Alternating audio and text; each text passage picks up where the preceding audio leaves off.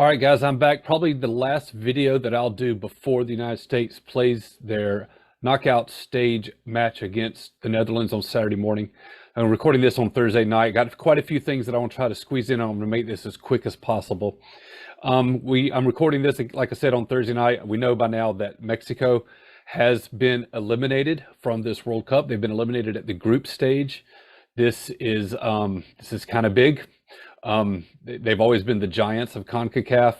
They have a streak of making it to the knockout stages that has now been broken this week. But this streak extends back to 1978. You have to go back to 1978 for the last time that Mexico did not advance out of group stage.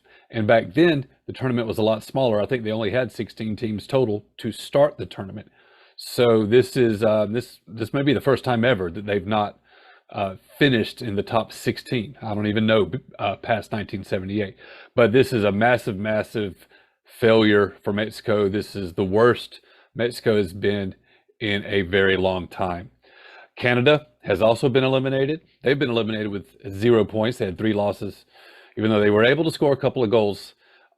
They bow out at the bottom of all 32 teams. But if you saw them play, you know that they play a really fun, entertaining style. And I'm familiar with a lot of the players on that team, and I'm going to continue to look forward to watching them play, and I'm going to enjoy that. Canada's immediate future, it looks a lot brighter than Mexico's. They both bow out here at the group stage, but I think Canada is on a better trajectory than Mexico is. They're kind of worth watching. Last night I was a little hasty in saying that the United States was the only CONCACAF team to advance out. I was dismissing Costa Rica a little too quickly. They were very much alive in today's actions, and there was a moment where they were going to advance, but they ultimately ended up losing to Germany. They came from behind and eliminated them from the World Cup. So it turns out I was right. The United States is the only CONCACAF nation to advance out of the group stage.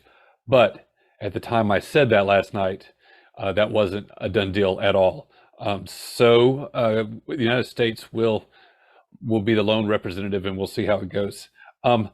This is a trend for Mexico that's been going on for a couple of years now, and they are clearly second, at least second in CONCACAF. The United States right now is better and has been consistently better, had consistent results over Mexico. The last couple of years, we won the Nations League final against Mexico. We won the Gold Cup final against Mexico. We beat them in World Cup qualifying, and now we have at least outlasted them by 1 round in the World Cups.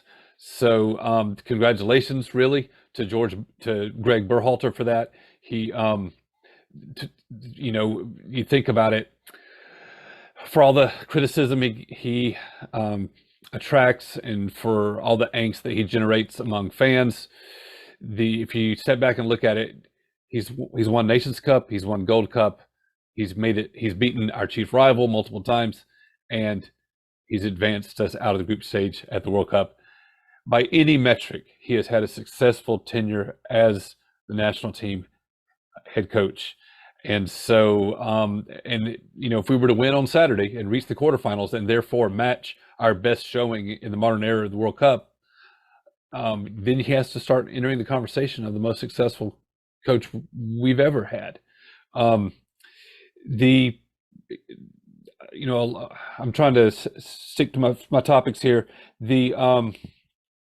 A large part of this success, I think, comes down to this. Here's what I want to say about our team tonight. It might be an awkward segue. Here's what I want to say about the team. I think we have a great starting 11. At least 10 out of our 11 are great. We have a weakness at striker, and it forces everybody around him on the outside to play differently because we don't quite trust our ability to play through the striker position. And so that's kind of it's a big challenge for our game plans and how we approach. Our defense is rock solid. You can't possibly argue with the results of our defense. And I don't think you can argue with our starting defense. It's when you start bringing in subs that you start to have questions. Same thing at midfield. Our starting midfield, rock solid. We owned England. But then it's that final third, that offensive attacking third of the field where we start to break down. We're solid in defense. We're controlling in the middle, but we just don't have the finishing ideas to actually create goals. And it's because of that weakness at striker. But you know, the other 10 are rock solid, and I think Berhalter has done a good job of identifying who our starting 11 is. You know, with the exception of who do you start at striker. But where the problem, where the questions start to arise and the problems come in, is what about the depth? That's what I'm trying to get to, is the issue of depth. It feels like we don't have a lot of depth, that we don't have a lot of trust in our bench, and the guys that we brought are hurt. And then that does land on Berhalter's shoulders when it comes down to the matter of roster selection. We have nobody on the bench that's a like-for-like replacement for anybody in our midfield. There's nobody that matches the specific skill set that either Musa, Adams, or McKinney bring.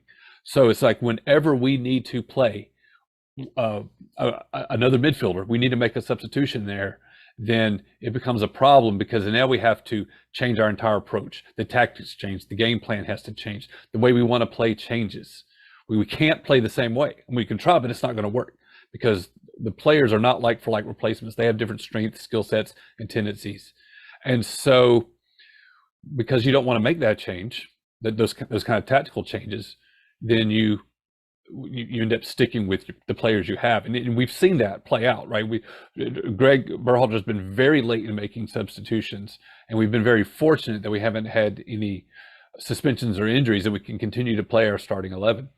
But the depth is a real issue, and I bring up the question of injury because De La Torre is a ball controlling midfielder who came in with an injury, and Berhalter put him on this roster. He hasn't played yet.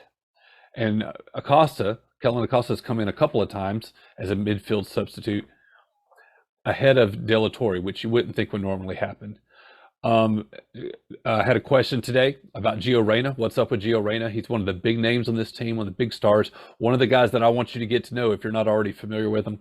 And he has barely played in this World Cup. He has been nursing an injury all year long.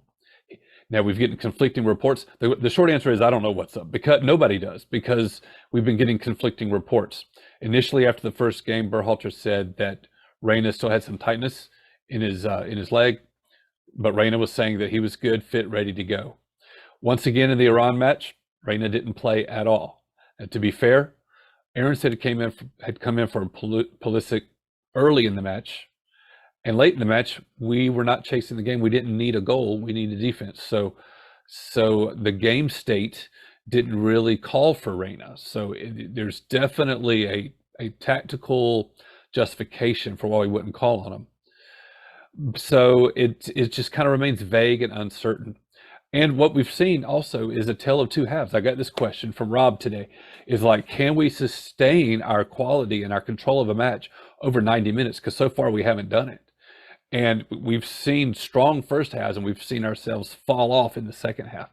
I think it has to do with depth. It has to do with playing our guys. We've played a lot of matches now. To play 3 matches in the span that we've done and continue with the game on Saturday, it's not a lot of rest between games. You usually get a whole week during league play. And so how do you keep playing the same guys or running without rotating your starting 11 and running the same guys out there, playing so many games in a short amount of time? You know, legs start to give out late in matches. And I'm afraid that I don't know if Berhalter made the wrong roster selections that has restricted our options off the bench, or if he's just done the best we can. We just don't have the quality. Like our quality's there for the starting 11, but where's the quality on the bench? You know, I don't know if we have that. So now that you can look, there's criticism to be made. Okay, you can say, why are we carrying so many right backs on our roster and not another striker or something like that? But when you've got De La Torre hurt and something's going on with Reyna, there have been rumors that have been denied about him, Reyna and Berhalter having a clash. So we're getting conflicting reports about injury there. I don't know what's going on with that. And we've got players that just haven't made appearances, like Christian Roldan, for example. So it's like, if you're not going to use them, why are they here? And were there any better options? And maybe our hands are tied. Maybe there aren't any better options. The best we can do. Well, then, how long can we run out our starting 11? Because that's one thing I wanted to mention. It's our yellow card situation in this tournament. If a player picks up a total of 2 yellow cards in over, culminating, in accumulating over all these matches. Once a player reaches only 2 yellow cards, then he has sit out the next match. And we have a bunch of guys on yellow cards, including all of our midfield, Musa, McKinney, Adams. I know that Zimmerman and Acosta and Dest, and they're all on yellow cards. And so the good thing is none of them have picked up a second one. So we're going into the round of 16 with all of our guys, no suspensions. I'm not sure if we've ever done that. I haven't been able to do the research on that. But to be able to go in with all of our guys and not have to worry about yellow card suspensions, that's a strong position to be in. Now, the question is, are we going to have all our guys, if someone picks up a yellow card against the Netherlands and we win, now we're playing an even tougher opponent in the quarterfinals, and we don't have all our guys. But you know what? You just got to worry about that if it happens. Like right now, we got to win this match. And thankfully, we don't have any yellow cards suspensions, so that's good. So to answer the question about the 90 minutes, I don't think we can do it. But we don't seem to have faith in our bench, and so we're going to run our starters into the ground, and we just have to take our chances that way, unfortunately. And we're also waiting to hear a more definitive answer on Reina. We don't really know anything there. But so to wrap up, this is probably already gone longer than I want to, but I want to kind of give you a little bit of an idea about our opponent, the Netherlands. They won their group. They won with 7 points, 2 wins and a draw, and they are historically a very strong soccer nation. As a matter of fact, they were in the final in the 2010 World Cup. They ended up in second place. They lost that final, but they were in the final. Okay, so this is a strong team, and they've been on a strong run with the Euro Championships and all this kind of stuff. They are a very, very tough opponent, and they have the quality to win the entire World Cup. So we are against one of the major contenders in terms of just the quality that they have on their team. They like to play with a 3-back system, 3 defenders on the back line, and that's 5 in the midfield. I think it's a 3-4-1-2, which means those 5 midfielders. There's one that just kind of plays a little bit further forward, and it connects more with the 2 forwards that they have in the attacking positions. In a 3-4-1-2 or 3-5-2, those 3 center backs, that's actually a more defensive formation than someone who plays with 4 defenders across the back.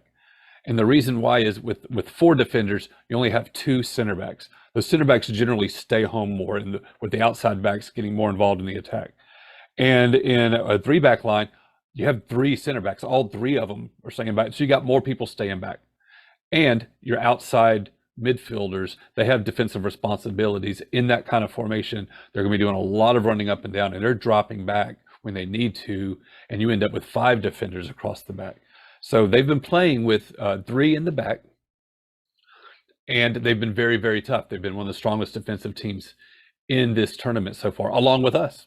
But the fact that they are that they only have 3 in the back, and they're outside defenders, those that would come out, add to that back line to make it 5.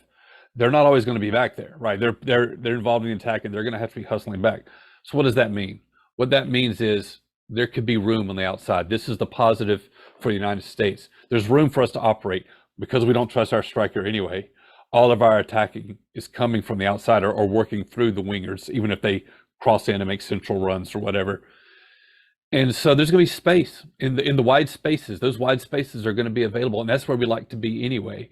And so the way the Netherlands formation matches up with ours, that's a good matchup for us. So it's gonna be interesting to see how effective we are at attacking the wide spaces, and how our 3 guys up top, because we'll play a 4-3-3, how our three guys up top match up with their three center backs. But that doesn't mean that that we should be the favorite. We're absolutely not, and no one should consider us that.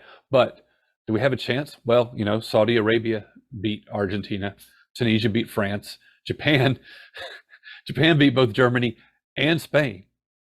So why not the United States beating the Netherlands is an upset, but it's not nearly an upset to the scale that we've already seen in this tournament. So so I'm not writing us off. You know, if we were to lose, I won't be surprised and I won't be sad. It'll be a little disappointed we couldn't keep it going, but I'm already pleased with the performance of the team in this cup. But as I sit here, I'm hopeful. I'm optimistic. We have an opportunity. So I think that about wraps up everything I want to say.